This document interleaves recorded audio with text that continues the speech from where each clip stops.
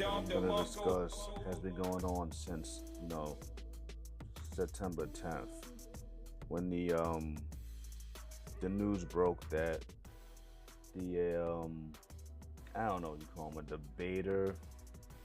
Some call this guy a lot of other things, but he was murdered in front of thousands of people. That's Charlie Kirk. For those who don't know who Charlie Kirk is, let me just fresh your memory. Let me show you this real quick. I live like a capitalist every single day, Shank. I live as a capitalist, okay? I live when I believe.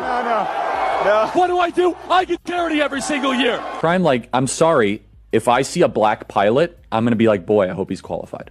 Because of DEI, it begs the question, when you see a black pilot, you wonder, you say, I hope they are qualified. If I'm dealing with somebody in customer service who's a moronic black woman, I wonder, is she there because of her excellence, or is she there because of affirmative action? It almost creates thought patterns that are not necessarily. No one really cares when it's HR managers.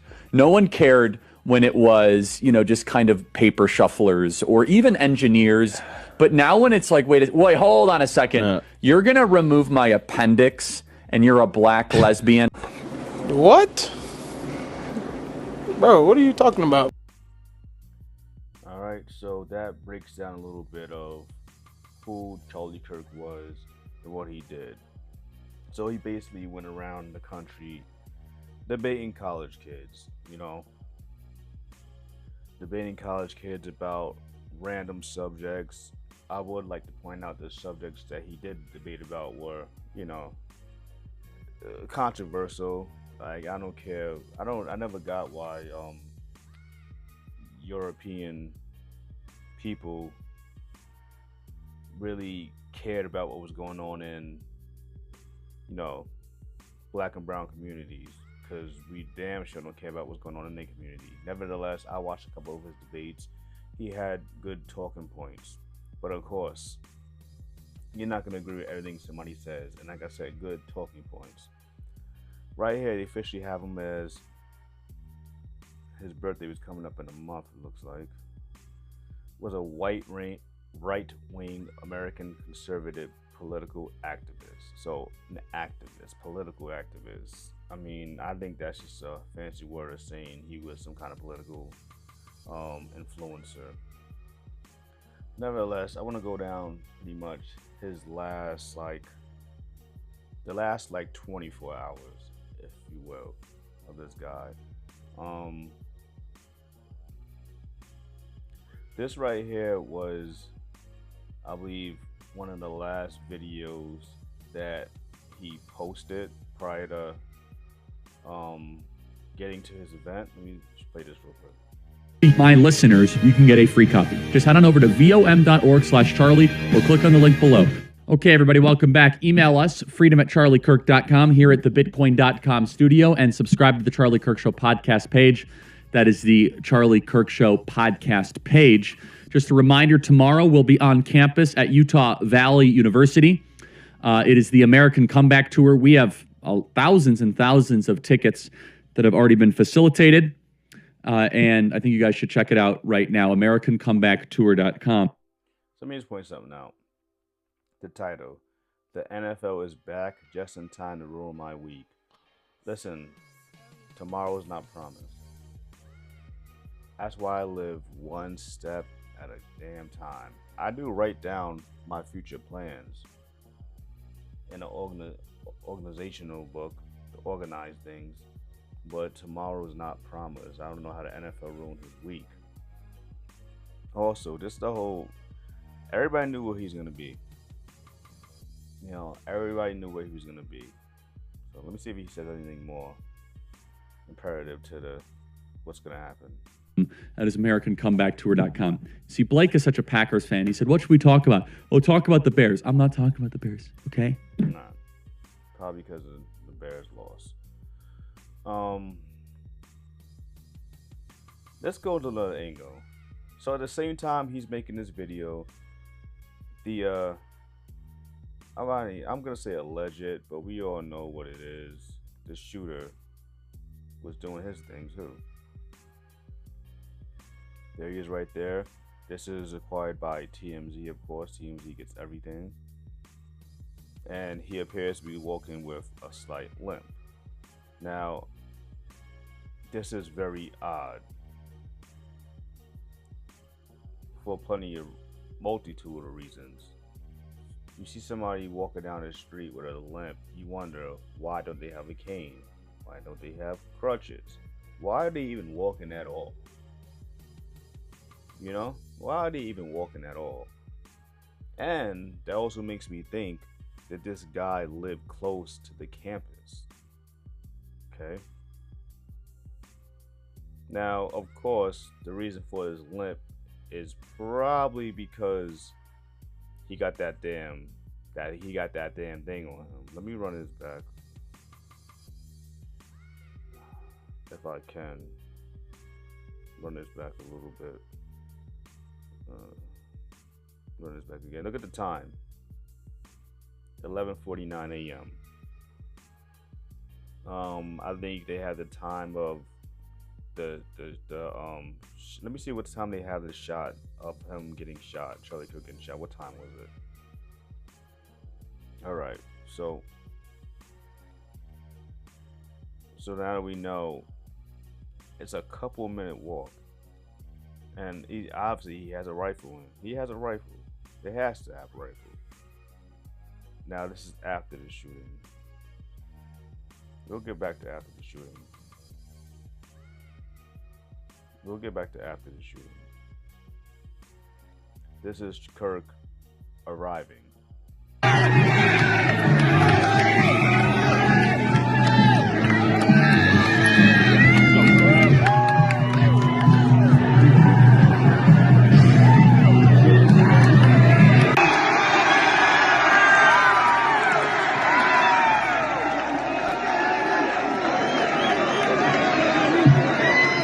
That's a lot of people, Utah, I'll tell you what.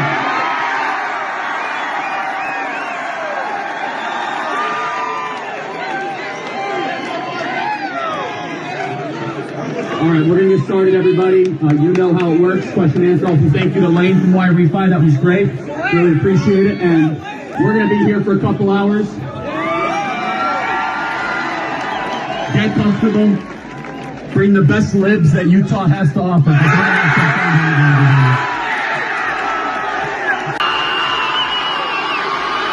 So this scene right here is interesting because that's clearly a drone. I've seen some other people mention a couple drone for $100 would have solved that. They have a drone. For the future, if you're doing an outside event like this and you're a prominent figure, because they saying this man was assassinated. He was murdered. He was murdered. All right? He was murdered. I'm not even going to go into the definition of assassination, but he was murdered. But if you're a prominent figure, which he was, instead of a drone that's hovering over that's doing this, they need to be flying by. They need to be flying by. Them drones can stay up in the air for hours. So, for future reference, for anybody that is thinking about having public speeches like this, with new technology, those drones need to be passing over them building tops. And some people say, well, hey, people say they shoot from windows too. Yeah, they shoot from windows. And people are less likely to be at the window trying to aim shit when they got drones flying by. I think at least two. For this side, I think at least two. 2 drones at all times. In my opinion, a bigger event, 3 to 4. If drones are all constantly flying ahead, surveilling the area, is it possible to stop the person? Yeah. But is it probable? No. But at least you halt it a little bit. Then again, that might not be a drone. That might be somebody with their phone. Because this is that might just be a phone. So yeah.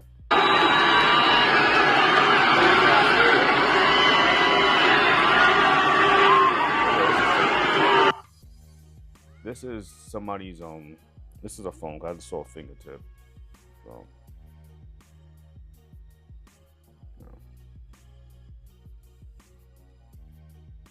and they said they estimated about 3,000 people, and these people probably waiting. And these people that are up here close, they're probably waiting for a long ass time. A long ass time.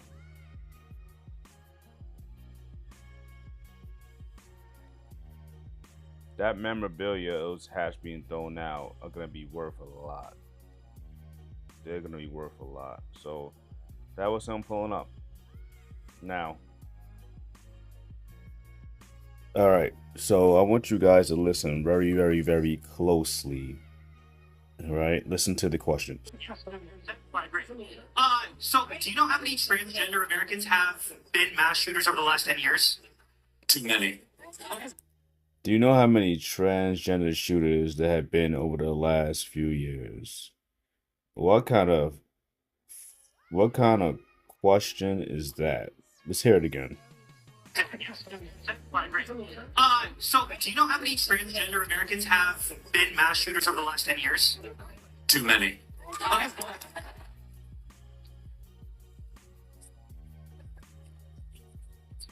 Okay, now, Bob, give you some credit. Do you know how many mass shooters there have been in America over the last 10 years?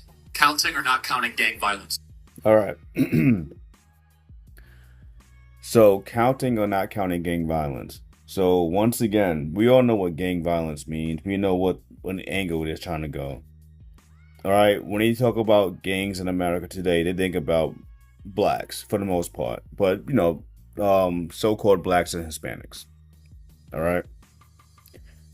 They forget about the creation of this country. They forget about the mafia, the Jewish gangs, the Irish gangs. They forget about all that.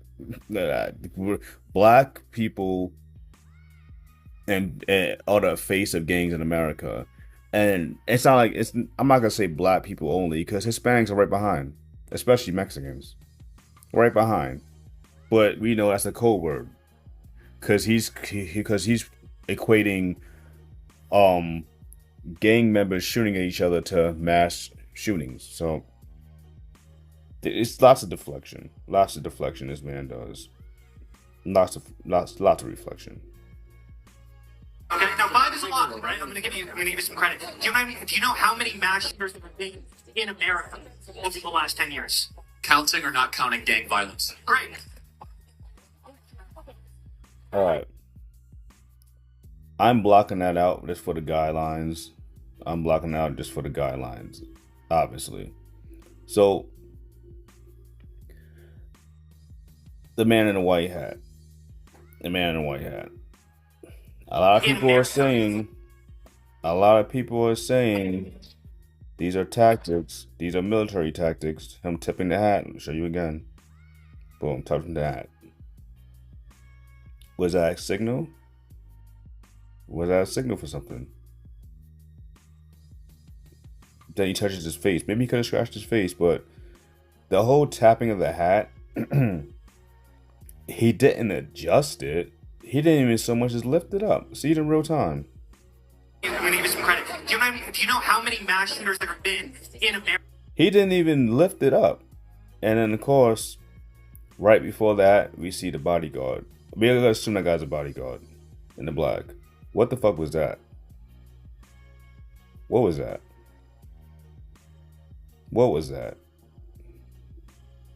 And then